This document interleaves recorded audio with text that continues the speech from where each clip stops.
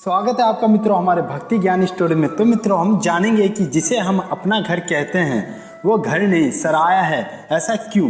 तो चलिए जानते हैं। तो बने रहिए हमारे साथ इस वीडियो के अंत तक। जिस छत के नीचे लोग रहते हैं उसे लोग अपना घर कहते हैं। अपने रहने के लिए कोई विशाल भवन बनाता है तो कोई महल का निर्माण करवाता है। क्या वो व्यक्ति उस महल में सदैव स्थायी रूप से रहेगा? उस भवन या महल को वह एक ना एक दिन छोड़कर चला जाएगा, तब उस भवन का कोई दूसरा मालिक होगा, फिर उसके जाने के बाद कोई तीसरा मालिक होगा। ऐसे ही एक प्रसंग का दृष्टांत है। अमेरिका के एक बहुत ही ऊंचे दर्ज के अधिकारी का भवन था। दरवाजे पर हाथ में राइफल लिए एक गेट कीपर खड़ा था। तभी एक फकीर उधर से गुजरा। उसकी नजर ऊंचे संगमरमर से बने भवन पर पड़ी। वो ठिठक कर रुक गया और गेट कीपर से जाकर बोला, महाशय, इस सराय में क्या मैं एक रात के लिए ठहर सकता हूँ? तब गेट कीपर ने फकीर की बात सुनकर कुछ कड़वे स्वर में बोला, बाबा, ये सराय नहीं, हमारे साहब का महल है। गेट कीपर की बात सुनकर फकीर हंसा और महल? कैसा महल? किसका महल? जहां तक मुझे याद है कि ये एक सराय है जहां दूर दराज से आने वाले मुसाफिर आकर रात बिताते हैं और चले जाते हैं। गेट कीपर फकीर की बातों पर गुस्सा हो गया और फकीर उस भवन को महल मानने को तैयार ही नहीं था।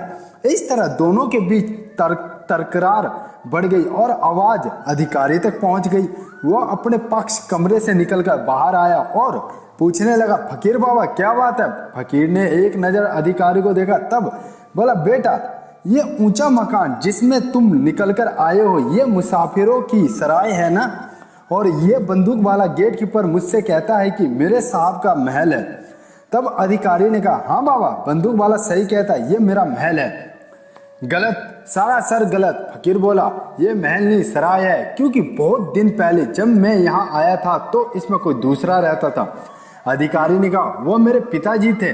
फकीर फिर बोला, उसके पहले आया था तो उस समय कोई तीसरा रहता था। अधिकारी ने कहा, वो मेरे दादाजी थे। तब फकीर ने कहा, बेटा, जहाँ रहने वाले हमेशा बदलते रहते हैं वह सराय ही तो होती है। ये सुनते अधिकारी को फकीर की बातों का अर्थ समझ में आ गया। वो फकीर के पैरों में गिर पड़ा और विनय पूर्वक बोला, आपकी बात सत्य है, ये महल नहीं सराया है। बाबा, आप एक नहीं, जितना दिन रहना चाहो आप रह सकते हो। अपने अधिकारी की बात सुनकर गेट कीपर अबुक रह गया, जबकि फकीर मुस्कुराता हुआ आगे बढ़ गया। ऐसे ही एक पौराणिक उदाहरण मिलता है। एक बार देवराज इंद्र ने अमरावती इंद्रपुरी में बहुत ही सुंदर भवन का निर्माण कराया। जब भवन पूरी तरह बनकर तैयार हो गया, इसकी देखभाल करने के लिए तथा सजावट आदि हो गई, तब एक दिन उन्होंने नारायण कीर्तन करते हुए जा रहे नारद जी को मार्ग में रोककर कहा, देव ऋषि नारद, मैंने एक बहुत ही सुंदर महल बनवाया है। कृपा करके मेरे महल को चलकर देखे और बताए कि कैसा बना है। पहले तो नारद जी मन ही मन मुस्कुराए, फिर प्रत्यक्ष में बोले, हे देवराज, मुझे महलों की परख आदि का ज्ञान नहीं है, क्योंकि मैं रमता जोगी हूँ, बहता पानी हूँ। मेरा अपना तो कोई महल है ही नहीं, तो मुझे क्या पता कि अच्छा या सुंदर महल कैसा होता है और खराब महल कैसा होता है। हाँ, पृथ्वी लोक पर एक ऋषि रहते हैं जो कई हजार वर्षों से पृथ्वी लोक में निवास कर रहे हैं। आप उनके पास जाइए, वे अवश्य बताएंगे। उनका नाम लोमांस ऋषि है।